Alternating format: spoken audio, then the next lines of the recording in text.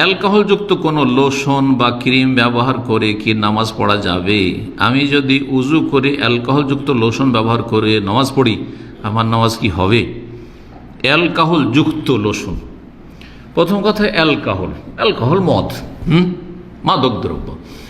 Alcohol, শুধু alcohol মদ, আর সেই মদ বা অ্যালকোহলটি অন্য কোনো পবিত্র কিছুতে বা অন্য জিনিসে মিশ্রিত করা, দুটো হুকুমে পার্থক্য রয়েছে।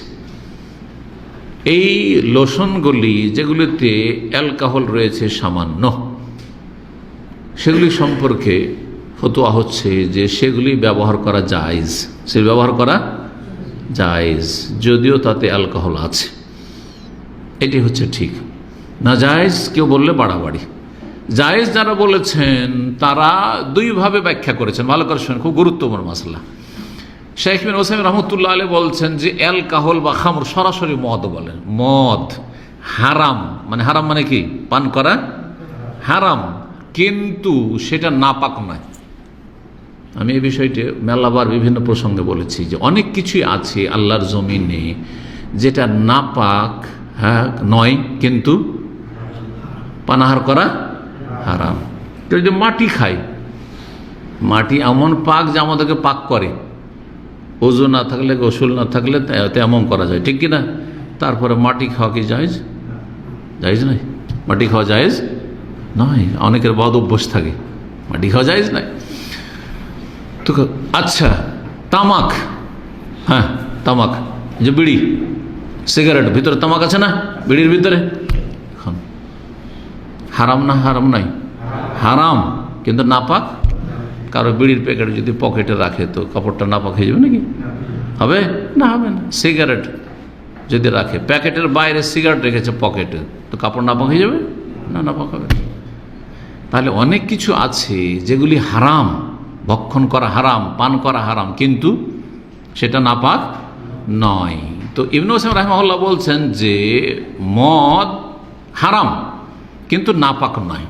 দলিল, তার দলিল কিন্তু মজবুত।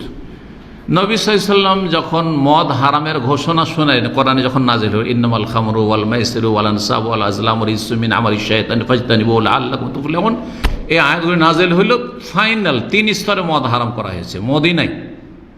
জি, দীর্ঘদিন পরে মদিনায় মদ হারাম করা হয়েছে একদম ফাইনালি।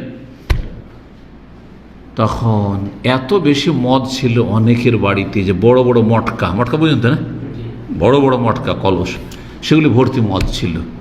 সবগুলি ভেঙে দেওয়া হইলো, ভেঙে দিতে বলা হইলো, ঘোষণা করলো গলিতে গলিতে যার বাড়িতে মদ আছে বইয়ে দাও, মটকা থাকলে ভেঙে দাও। মটকাগুলি ভেঙে দেওয়া হইলো আর রাস্তায় বইয়ে দেওয়া হইলো। সেই হাদিসের ফাজারাত ফি সিকাকিল মদিনাতে, মদিনার গলিতে গলিতে পানির মতন বইছিল মদ, পানির মতন প্রবাহিত হচ্ছিল। ওই গলিগুলি দিয়ে, রাস্তাগুলি দিয়ে মুসলিমরা হেঁটে সালাত পড়তে যায় না। মহিলাদের কাপড় একেবারে জমিনে ঠেকে ঠেকে তারা হাঁটতেন না সাহাবিয়াতরা। তাহলে যদি নাপাক হইতো তো কি করে বহানো হইল মদিনে? বুঝতে পেরেছেন না? যদি সাহাবীরা কেউ ভুল করে দেয় যে এইভাবে রাস্তায় বইয়ে দিয়েছে, তো নবী সাল্লাল্লাহু আলাইহি ওয়াসাল্লাম বলতেন না যে এটা ভুল কাজ করেছে, রাস্তাগুলি পরিষ্কার করো, নাপাক করে দিয়েছে সব রাস্তাকে, বলতেন না? তাও কেন বললেন না?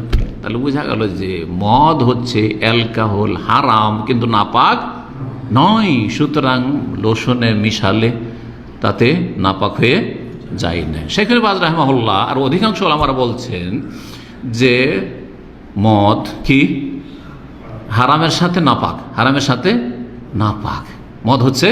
তাহলে মদ যদি কাপড়ে লেগে যায় একদম খালেস মদ, তাহলে বলবো যে নাপাক হয়ে গেল এই মতে।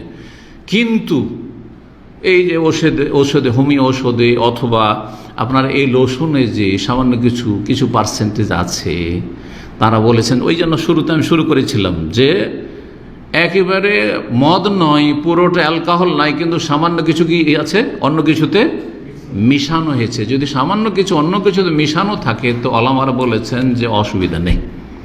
সুতরাং স্প্রেতে কোনো অসুবিধা নেই। সেজন্য বাদ বলতে স্প্রে আপনি ইউজ করেন, কোনো অসুবিধা নেই।